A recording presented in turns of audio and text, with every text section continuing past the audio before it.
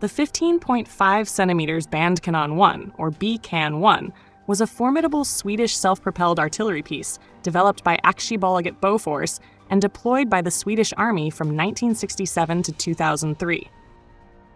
Its origins can be traced to post-World War II military modernization efforts in Sweden, which sought to enhance the country's ability to defend its extensive northern terrain. The vehicle was developed as part of a broader initiative to equip Sweden with a highly mobile and autonomous artillery system capable of rapid-fire support in both defensive and offensive operations. While only 26 units were produced due to budget constraints, the Bkan 1 distinguished itself as one of the fastest-firing artillery pieces of its time. The Bkan 1 was equipped with a 155mm L50 autocannon, a feature that set it apart from most self-propelled guns of its era. Capable of firing 15 rounds in just 45 seconds, the vehicle possessed an unparalleled rate of fire for a self-propelled howitzer. This was achieved through an innovative auto-loading mechanism that fed shells from a preloaded 14-round magazine, supported by a built-in hoist that allowed a full reload in approximately 2 minutes. With a maximum range of 28 kilometers, the Bkan 1 was well-suited for long-range bombardment, reinforcing Sweden's doctrine of utilizing rapid, overwhelming firepower to counter potential invasions, particularly in the northern regions near Finland and Norway. The vehicle's design was based on a modified and lengthened chassis of the Stridsvagn 103, known as S-Tank, incorporating one additional road wheel to accommodate its increased weight. The first version, designated Bandkanon 1A, shared the same engine as the initial Sturv 103 models. However, the power plant was notably underpowered given that the Bkan 1 exceeded 50 tons in weight, significantly more than the 30-ton S-Tank. This issue was partially rectified in the 1980s with the introduction of the Bandkanon 1C, which incorporated an upgraded drivetrain derived from the Sturv 103C. Other modifications included the removal of the built-in ammunition crane to save weight and the addition of the POS2 system for improved navigation and targeting. The Bkan 1 was primarily assigned to the Norrland artillery regiments, with its deployment reflecting Sweden's strategic emphasis on defensive warfare in the Northern Territories. Initially, it was organized into 2 battalions of 12 vehicles each, but this was later restructured into 3 battalions of 8 vehicles each, until the system was retired in 2003. The vehicle's exceptional firepower was intended to be used in a saturation role, creating kill zones along key invasion routes in northern Sweden. Its high rate of fire and rapid shoot-and-scoot capability allowed it to inflict severe damage on enemy forces before repositioning to avoid counter-battery fire. Despite persistent rumors, there is no substantial evidence to support claims that the Bandkanon 1 was designed to fire nuclear shells. The Swedish nuclear weapons program prioritized aerial-delivered bombs over artillery-fired tactical nukes, and the United States had explicitly refused to export its W-48 nuclear artillery shells.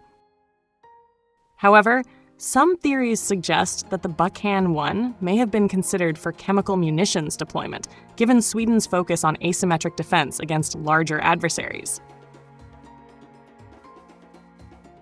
When compared to its regional counterparts, such as the French GCT-AU F1, the German Panzerhaubitze 2000, and the Israeli Sholef, the Bandkanon 1 had both strengths and weaknesses. Its rate of fire was unmatched, providing an overwhelming volume of fire in a short time. However, its limited traverse, only 15 degrees to either side, relatively poor off-road mobility, and lack of modern fire control systems hindered its effectiveness. The German Panzerhaubitze 2000, for instance, offered a superior range and fire control system with advanced automation, while the Israeli Sholef featured greater tactical flexibility and mobility. Operational limitations also stemmed from its chassis and powertrain.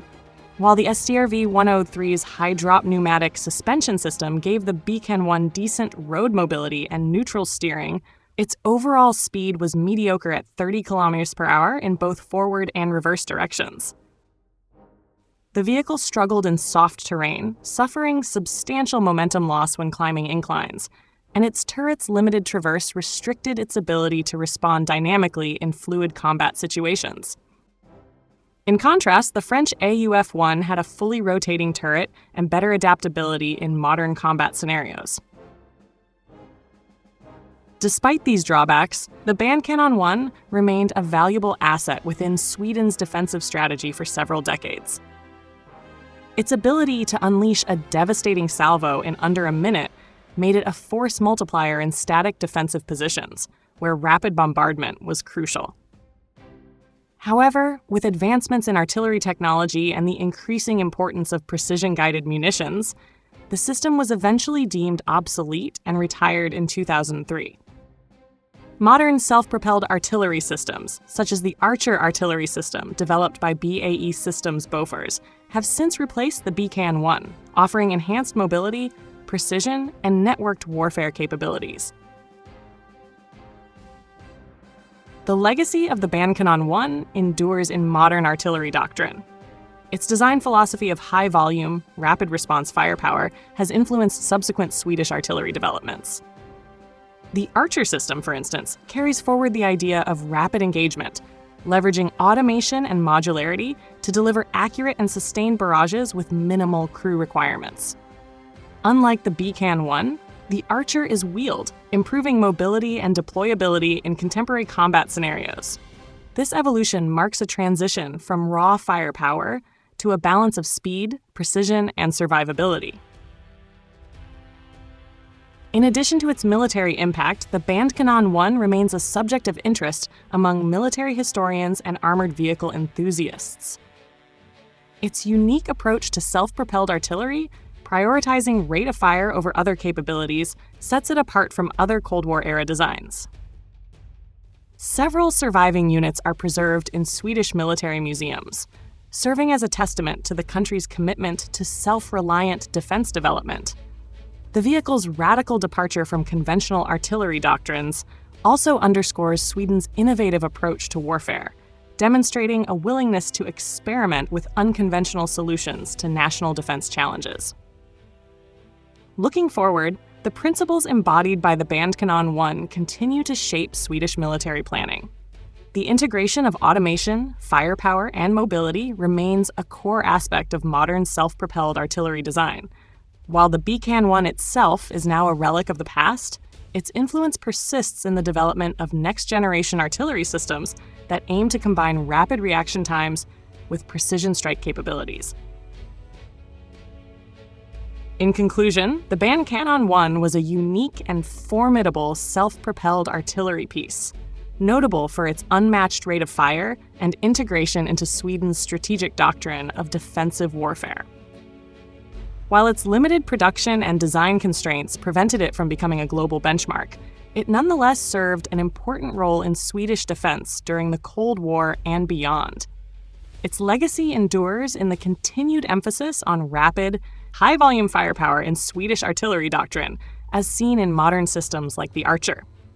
The Bkan 1's impact on self-propelled artillery design remains significant, showcasing Sweden's ingenuity in crafting specialized military solutions tailored to its defensive needs.